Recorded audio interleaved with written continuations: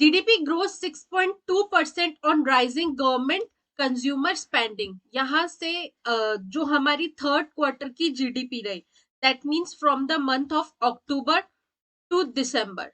हम सबको पता है हमारा जो पूरा साल है वो फाइनेंशियल ईयर अगर इकोनॉमिकल टर्म्स में कहें तो 1 अप्रैल से स्टार्ट होता है और 31 मार्च तक हम उसे कंसीडर करते हैं। और इस पूरे फाइनेंशियल ईयर को हमने क्वार्टर्स में डिवाइड कर रखा है, 4 क्वार्टर्स में। 3-3 मंथ्स का एक क्वार्टर रहता है। सिमिलरली थर्ड क्वार्टर की अगर मैं बात करूं, that is from the October to December. इस क्वार्टर में हमारे इंडिया में जीडीपी जो ग्रोथ है वो 6.2% से देखने को मिली है। ये तो ठीक है, अच्छा रेट दिख रहा है, बट जब आप इस चीज को पिछले साल से कंपेयर करोगे, 2023 में यही जीडीपी ग्रोथ थी 9.5%। दैट मीन्स अगर मैं सालाना कंपेयर करूं तो हमारा डेटा कम हुआ है, हमारी ग्रोथ कम हुई है। बट अगर मैं अभी ग्लोबल सिनेरियोस को ध्यान में रखूं, ग्लोबली चीजें कितनी अलग है, इंस्टेबिलिटी है, रशिया यूक्रेन होगा, यूएसए के टैरिफ्स हो गए, और जो चार्जेस वो इम्पोज करने की बात कर रहा है, जिसकी वजह से मार्केट में एक इनस्टेबिलिटी बनी हुई है, जिसकी वजह से जो कंट्रीज हैं वो सब्स्टिट्यूट्स ढूंढ रही हैं। एक उनको लग रहा है कि हमारे ट्रेड पर निगेटिव इम्पैक्ट ना हो। तो इन सारी चीजों को देखोगे तो इन सबको देखते हुए हमारी जीडीपी ग्रोथ सही चल रही है। ये दो ही न्यूज की बात। अब हमारे को यूपीएससी से कनेक्ट करना है इस टॉपिक को। हमारे को पहले समझना है कि मैम ये जीडीपी क्या होती है। जीडीपी की अगर मैं बात करूं, GDP that means gross domestic production. एक कंट्री में, जैसे कि हमारी कंट्री भारत, भारत में पूरे साल भर में या मंथली टाइम पीरियड में या क्वार्टरली पीरियड में, 3 महीने का टाइम, 1 महीने का टाइम या साल भर, दैट मीन्स एक स्पेसिफाइड टाइम पीरियड में जितना भी गुड्स एंड सर्विसेज का प्रोडक्शन हो रहा है, उन सबके मॉनेटरी वैल्यू को अगर हम कैलकुलेट करेंगे उसे बोला जाता है जीडीपी।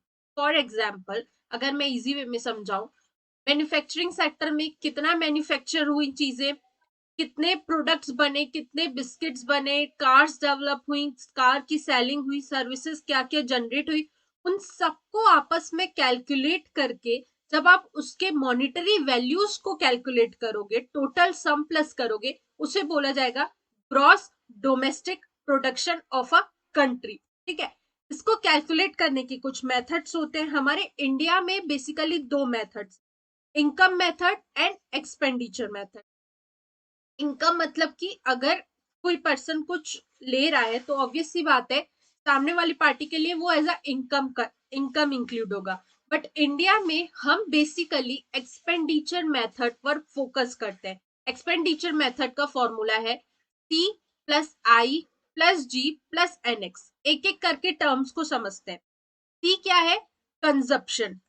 जितने भी प्राइवेट सेक्टर हैं, प्राइवेट इंडिविजुअल्स जितना भी कंज्यूम करते हैं, फॉर एग्जाम्पल हाउस होल्ड में ग्रोसरी का कंजप्शन हो गया, गुड्स का कंजप्शन हो गया, जो भी कंजप्शन होगा उसको सारा हम सी के सेक्टर में रखेंगे, दैट मीन्स कंजप्शन के। फिर आई, आई मतलब इन्वेस्टमेंट। जैसे बड़े बड़े प्राइवेट सेक्टर्स होते हैं, कोई यूनिट्स लगाएंगे, कोई फैक्ट्रीज लगाएंगे, इंडस्ट्रीज लगाएंगे, तो जितना वो इन्वेस्टमेंट करेंगी इकोनॉमी में उसे लिखा जाएगा आई के सेक्टर में। फिर उसके बाद जी, जी मतलब गवर्नमेंट जितना एक्सपेंडिचर करेगी, गवर्नमेंट जितना सैलरीज वेजेस प्रोवाइड करेगी अपने सर्विस प्रोवाइडर्स को, उसको इंक्लूड करेंगे जी में। Then NX, it talks about the net exports.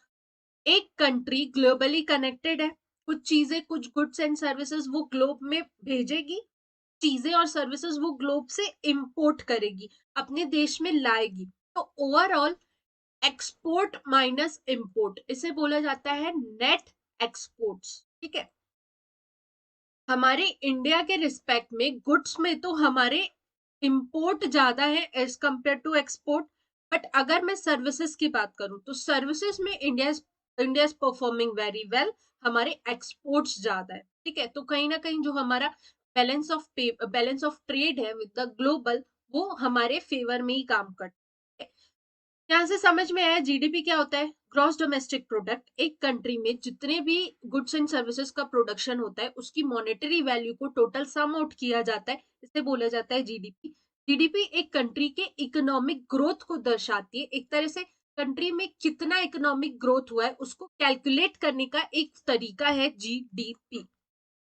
The formula है सी प्लस आई प्लस जी एक्स, इसे मैंने ऑलरेडी एक्सप्लेन कर दिया। अब देखो, सबसे ज्यादा अगर कंट्री में जीडीपी जनरेट होती है तो वो होती है प्राइवेट सेक्टर के कंजप्शन से।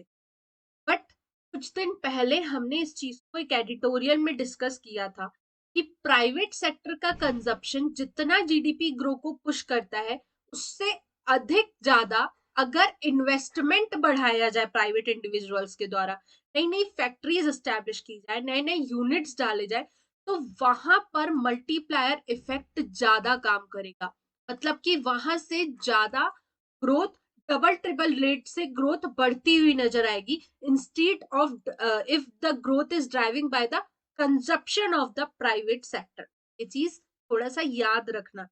मतलब ना, आजकल यूपीएससी ना सीधे सीधे क्वेश्चन कभी नहीं पूछता है, वो आपको कनेक्ट करके पूछे, आपसे लॉजिक्स मांगेगा। तो ये एक लॉजिक दिमाग में बैठा के रखना है जीडीपी को लेकर के, कि ज्यादा मल्टीप्लायर इफेक्ट अगर गवर्नमेंट, अगर प्राइवेट सेक्टर का इन्वेस्टमेंट बढ़ा तो वहां से जीडीपी ग्रो होने के चांसेस ज्यादा है as compare to consumption of the private sector. Is it clear? समझ में आ गई ये चीजें? होप यहाँ तक कोई डाउट नहीं होगा। और जो अभी हमारा डेटा आया है वो भी आपको समझ में आ गया होगा। दूसरा ये बात याद रखना, जो ये डेटा है, जो ये एजप्शंस लगाए जाते हैं या जो ये कैलकुलेशन किए जाते हैं, वो किए जाते हैं NSO, that is national statistics office के द्वारा, that works under the MoSPI, ministry of statistics and programme implementation. Is it clear?